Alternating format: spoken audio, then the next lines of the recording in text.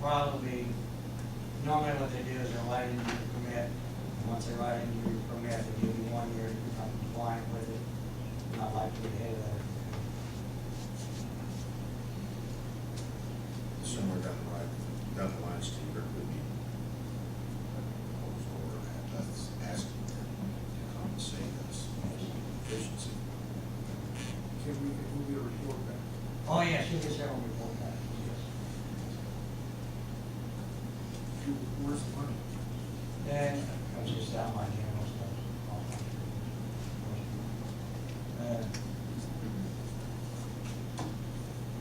Basically, I'll probably take it up on your appreciation.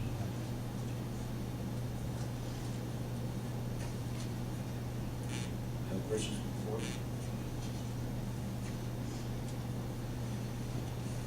Not, I entertain a motion to contract with Strand to do the assessments that Jeff has asked.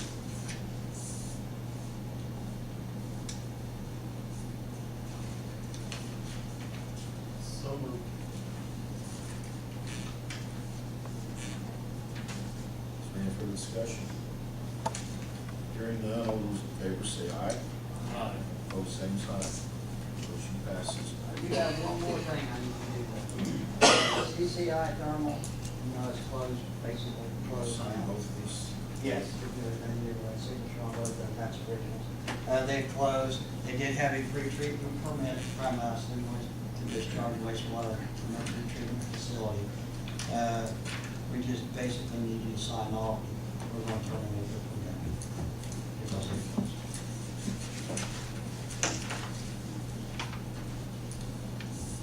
Which I hate to see it happens.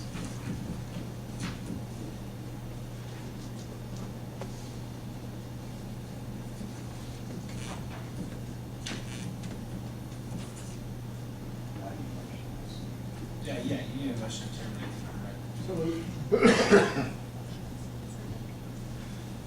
discussion. All those in favor say aye. Opposed, same sign.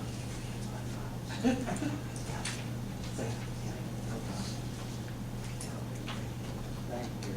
Thank you. Scott was forced on that, I think that's. Appreciate that.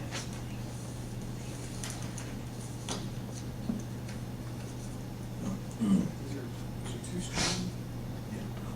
Yes. Page 2.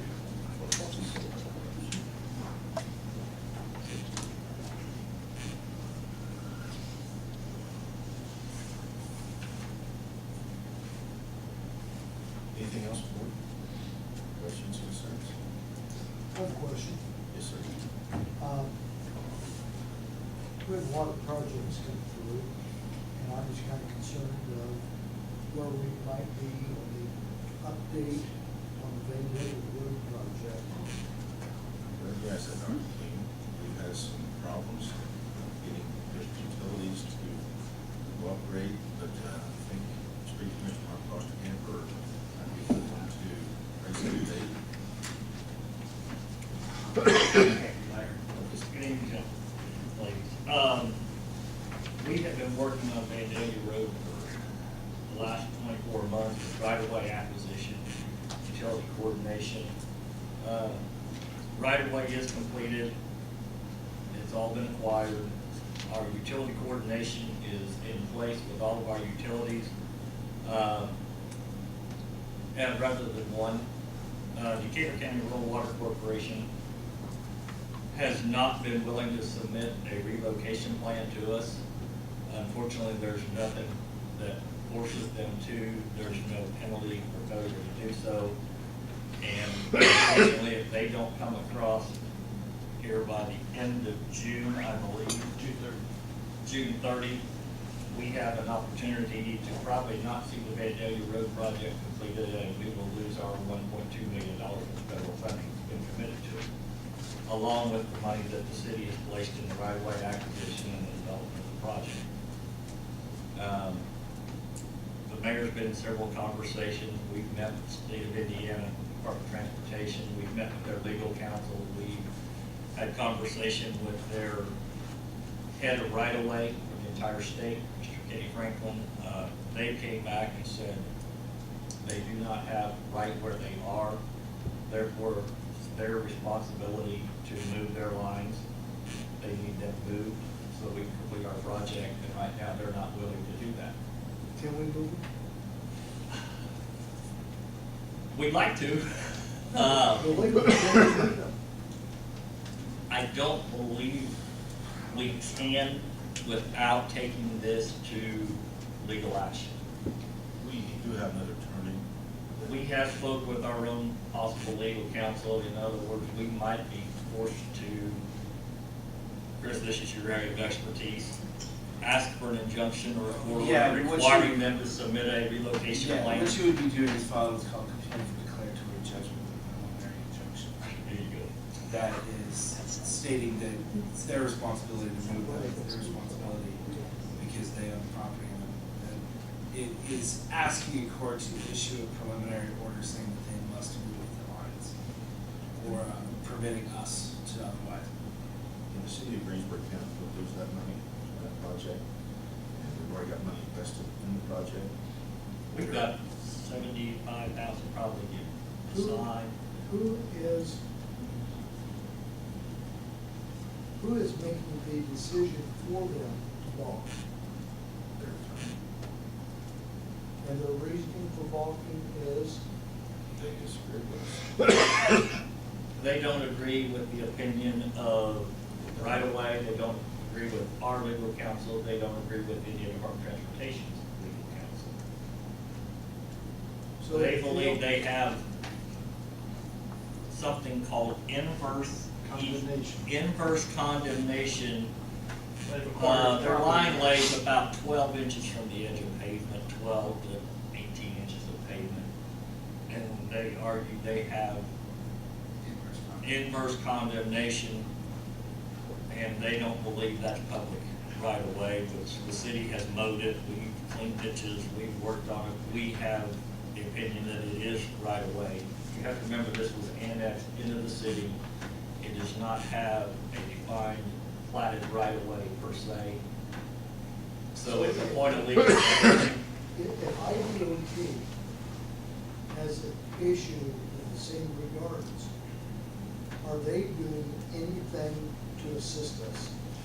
At some point in time, they step back and leave it to you as the LPA to take action, and they do not get involved in the local project. Okay, who are we to receive the money from? It's actually federal highway money that is administered by the Indiana Department of Transportation. So IDOT has a problem, same as we do, but they're not going to give us the money because we're not in compliance. Yeah. Now, all you need is a plan, you need to be made, just. They have to agree, they have to submit a plan for utility relocation. We've been requesting this for probably 24 months, and we simply are not getting anywhere. This is an issue that comes up across the state frequently. The mayor gave me the opportunity, I've testified before both House and Senate committees of the state to try to get some kind of punitive damages put in place where if the utility fails, they would be subject to some kind of recourse, but currently there is no operation. Are they ultimately balking because of the cost? They'd like The to have point it can- lines relocated. In other words, we have water lines underneath city streets everywhere. Most communities do, most utilities do. They don't believe that they should have any water lines under the streets.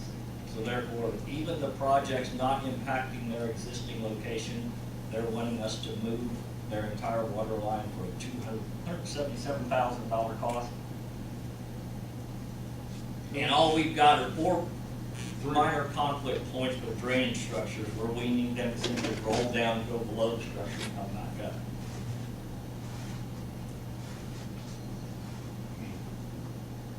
How many points of conflict are there? 4. Three. 3. Correct, there's 3. One they're deep enough out along 421. Is the 3 points of conflict part of the Vandalia, or is there some other thing? They are the storm drainage for the Vandalia project is where the conflict occurs. These 3 points are all over top of that. Correct.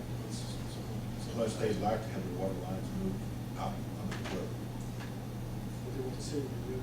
Mm-hmm. And when you say it's the lawyer, it's not the lawyer, it's not, Yes, the lawyer's speaking. he's speaking on their behalf, yes. Because it's the money. He has provided them a difference of opinion Yeah. with the other entities involved. Who put the lines under the road? They did, And that was, but they're actually just at the edge of paper.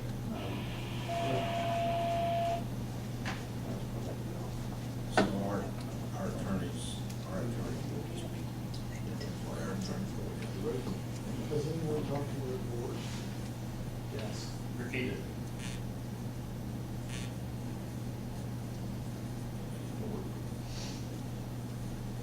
I know they did, because we was driving around, we were making all the times. So So that's where we're at. So that's where we're at. We have an opportunity right now. We're pushing a deadline to get this project left in October. Right away clearing over the winter months, utilities relocated, and the project begins early next spring. But we are in, It all hinges on having a plan, but you can put it. correct. We can back our letting date up, I believe, But we have to do that in 2 weeks. but we have to do that in 2 weeks if we want to do it. Otherwise, we gotta have this plan there on the 30th, or the project simply goes away. And I don't know if we get the injunction and proceed without their approval prior to that or not. That's something the attorneys tell us. If we can't get it done, get paid. In other words, we've got to see what we believe we can get accomplished within. In other words, it's a crapshoot. We gotta back out in 2 weeks, and we're gonna have an answer in 25 days. We'll be back out, we split it up here, right? Not a year. We delay lighting Oh, from we'll do October nine. to December. Yeah. Yeah, and essentially, the answer to the question, how long it takes to get a preliminary injunction. The problem we have is we have a contract with NDOT. When you sign a contract with NDOT, they give you a time frame where you have to spend the money. If you can't get your project developed in that amount of time, they say we'll take the money away. And IDEM doesn't understand about these particular conflicts, They do. They agree with us. but they don't care. Unfortunately, they have guidelines that come from federal highway they have to follow. But you said the federal highway has a problem with the situation also. Federal highway is not involved in the project. They're simply the money source. So can we make the federal highway aware of what the problem is at the local level? We have made it as aware of everybody that cares at the Department of Transportation. My guess would be the answer to your question, Dr. King, is that it would be such a widespread problem across the country that you could, there's no way they could deviate on this one and not deviate They on run into this hundreds of thousands. on numerous projects. Historical issues rear its head on numerous projects, and a lot of them simply die a slow natural death. Is there any way of arbitration? We tried. That, we I'm felt, not talking about negotiation, I'm talking about arbitration. Like an actual arbitration or some sort of alternative dispute resolution issue, mediation.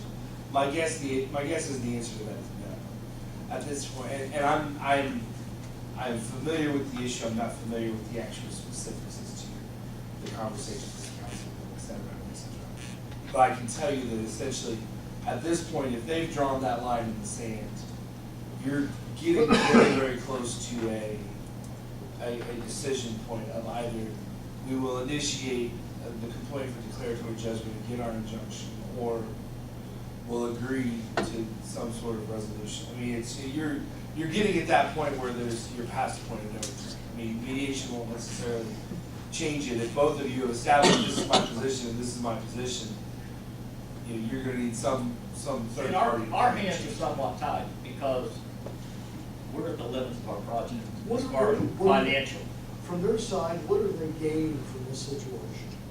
They only have to spend $177,000. And they're not against leaving it under the road. I mean, they are, but they're not. They don't want to spend the money, we don't want to spend it. They don't want to assume responsibility for it in the future. So they wanna be able to cut the road if there's They want to be anything able to wrong. cut the road at any time in the future and have the city make all repairs for all of the cuts that they make in And I told them, eternity. we have our own water department repair the roads according to street department standards.